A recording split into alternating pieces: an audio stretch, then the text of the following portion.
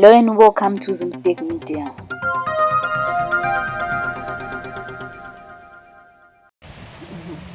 People are assigned duties to do. Those who perform, you see from the results which they produce. Those who do not, if you are a good leader, you should not be guided by personal friendship. You should be guided by results, right?